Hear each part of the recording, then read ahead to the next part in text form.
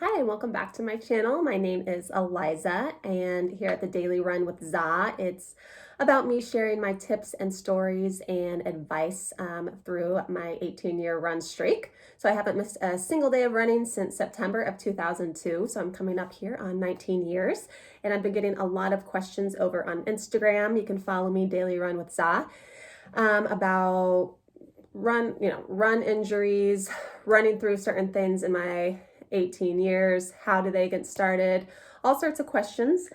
So today my question I'm going to answer is how to begin a daily run or walk streak. So over on my Instagram, I did a 30-day challenge, and that challenge included basically you had to run or walk at least one continuous mile in each calendar day in June, or July. So that's what, 31 days. So the definition of a run streak is to run, and they took out the word continuous. So basically, you need to run at least minimum 1 mile every calendar day for at least a year to have a run streak. So a little bit about that word continuous. So just think about, if you're out for a run, you run a full mile without stopping. So however, I guess people were complaining, they live in a city, it's hard for them to get in a continuous mile. Maybe they come to a stoplight.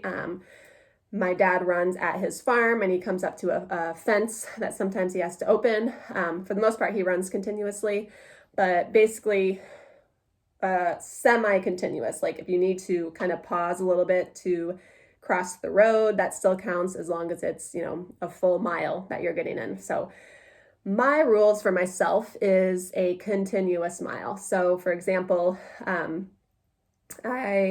this was about 2015. I was running through the woods and I tripped and fell, which I've only fallen 3 times in my entire run streak.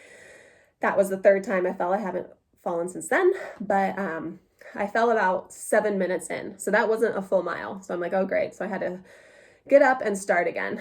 So basically, I included that 7 minutes in my run. I just made sure that after that 7 minutes, I got in a full mile. So also, for example, if I run with my dog and I have to pick up her poop, it's kind of annoying if she poops in that first mile, but if she does, I pick it up and I basically make sure, if I'm half a mile in, when I get to 1.5, it's a continuous mile.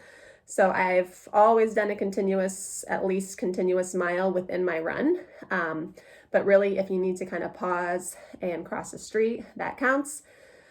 So in this challenge, I also added the walking. So I didn't want to discriminate, those that maybe it's difficult to just start and go and run a mile every day for 30 days. Like it's okay if you want to start with walking or just go on a walk streak. I have like my mom, and I know friends' moms, they can't run, they're in their 60s. Maybe they could if they're being chased, but for the most part, maybe it's healthier for them to walk, and maybe for you don't feel comfortable really with running, or whatever the excuse. I wanted to include walking. So yeah, you can walk a continuous mile, and I want to use the word continuous there because a lot of times people use that pedometer thing and they count their steps throughout the day, and then they're like, oh, I've walked 5 miles today because I got up and walked to the copy machine that many times. But the whole point of it is to lace up your shoes, walk or run continuously, ideally no breaks, for however long it takes you to get a mile. So if walking takes you 20 minutes, you're walking for 20 minutes. You're not stopping, making a call, continuing your walk.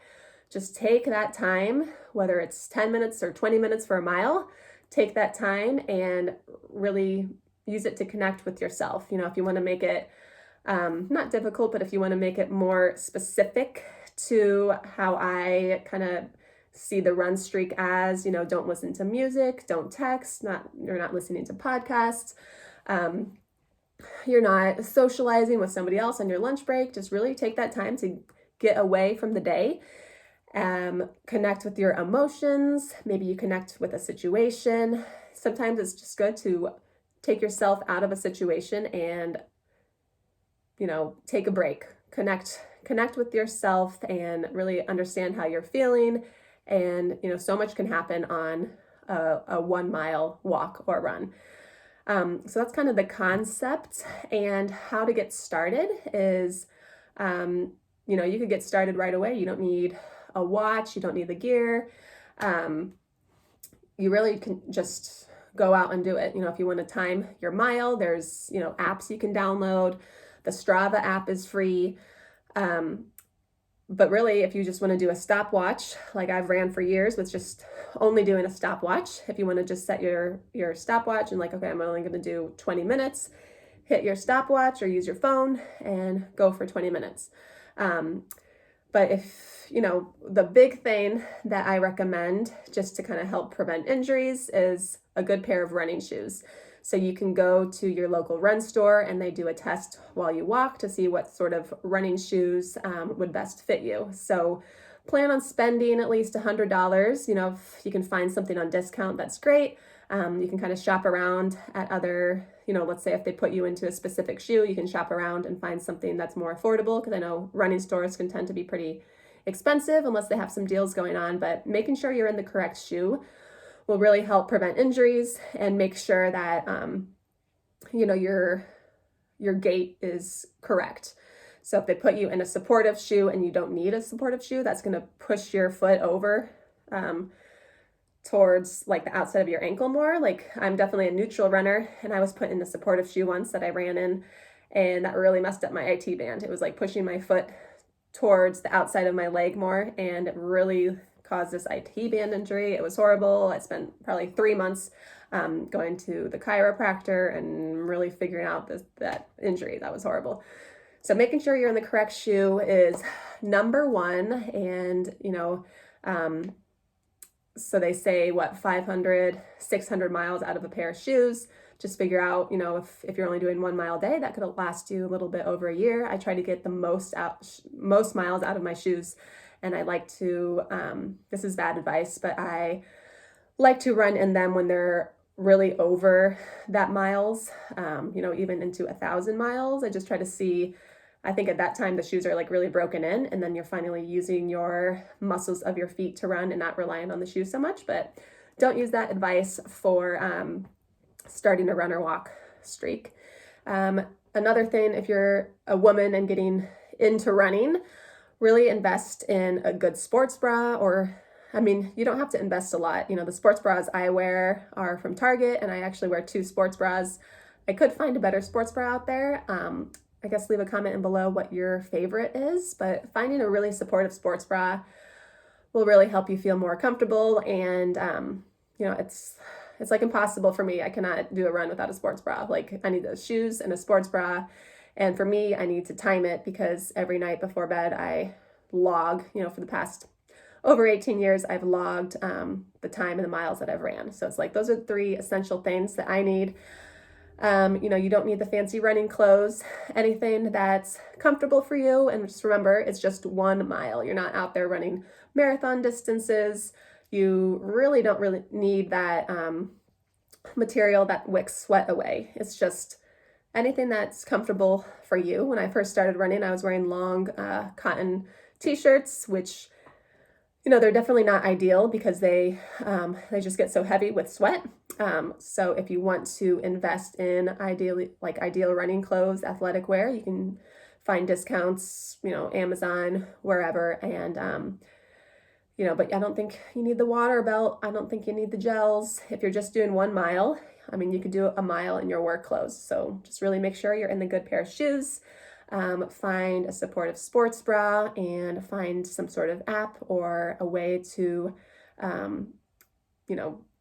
time it to kind of demonstrate your progress.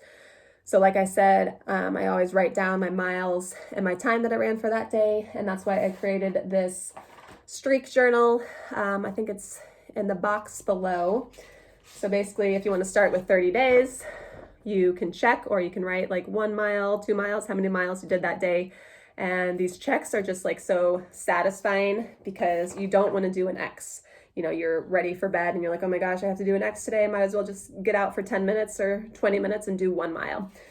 So having something to hold you accountable and to visually see that you've been running or walking every day really helps kind of encourage you and keeps your commitment. So let me know what works for you, or if you have the 30-day streak journal, let me know how that's working out for you. And like I said, I'll put a link below. Just click the link, put in your email, and you can download this PDF. I'm also working on a hard copy you'll find on Amazon, so I'll make a video when that's up, and I'm going to make it a 100-day streak. But once again, like let's say you have to do that X, just continue at the end of 30 days. Maybe you'll do 28 out of 30. Maybe you do 21 out of 30. It's just a way to start something and create more consistency and make more commitment in your life. It doesn't have to be every single day, but for me it is. So I hope you enjoy that streak journal, and give this video a like if it's helped you, and subscribe, and look forward to my next video. Bye.